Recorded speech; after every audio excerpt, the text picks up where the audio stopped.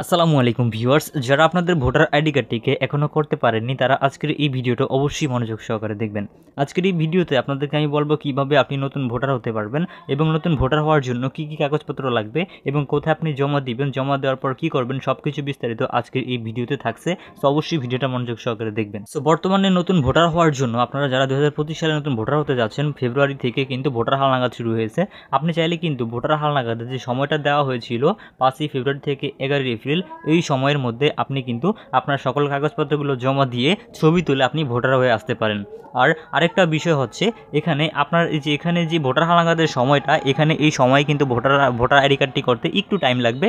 যার কারণ হচ্ছে, যেহেতু আপনাদের সকলের ডকুমেন্টগুলো একসাথে অনলাইনে আপলোড করা হবে বা জমাদান করা হবে, সেক্ষেত্রে একটু সময় অবশ্যই লাগবে। আর আরেকটা প্রসেস আছে, সেই প্রসেসটা হচ্ছে আপনার নিকটস্থ যে নির্বাচন কমিশন অফিস আসে, সেই অফিসে আপনার সকল ডকুমেন্টগুলো জমা দিয়ে সেই অফিস থেকে আপনি যদি ছবি তুলে আপনার সব কিছু কমপ্লিট করেন, সেক্ষেত্রে কিন্তু আপনার ভোটার আইডি কার্ডটা হালনাগাদের থেকেও কিন্তু অনেক দ্রুত পেয়ে যাবেন। সো কাগজপত্রের কথা চিন্তা করলে দুইটা প্রসেসে কিন্তু আপনার একই কাগজপত্র লাগবে।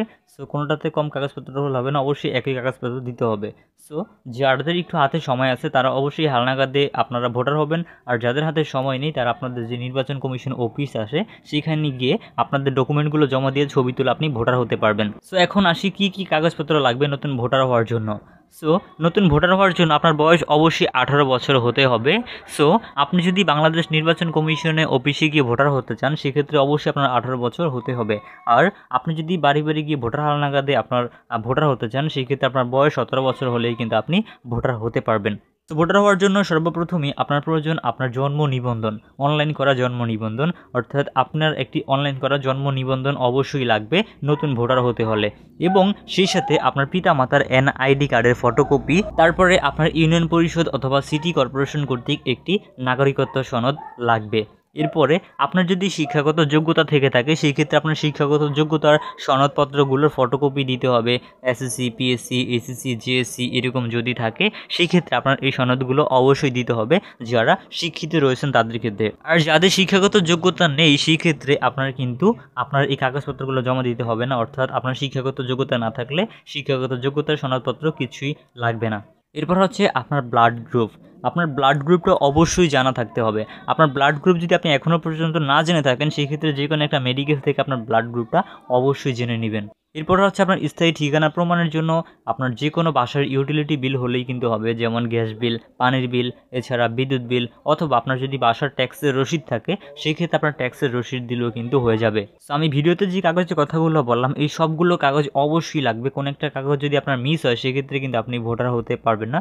অবশ্যই সবগুলো ডকুমেন্ট আপনাকে রেডি রাখতে হবে। সো এই ডকুমেন্ট সবগুলো রেডি করার পর, এখন আপনি যদি ফাইনালি রেডি করে থাকেন এই ডকুমেন্টগুলো, তাহলে চলে যাবেন আপনার নিকটস্থ যে কোনো একটা কম্পিউটার দোকানে। সেখানে গিয়ে সর্বপ্রথমে আপনি নতুন একটা এনআইডি কার্ডের অনলাইনে আবেদন করে নেবেন। অনলাইনে আবেদন করে নেওয়ার পরে যারা আপনারা ইমার্জেন্সি ভোটার হতে চান, যাদের জরুরিভাবে আপনার এনআইডি কার্ডটি লাগবে, তারা আপনার নির্বাচন কমিশন অফিসে আপনার কাগজপত্রগুলো জমা দিয়ে দিবেন সেই আবেদন ফর্ম সহকারে।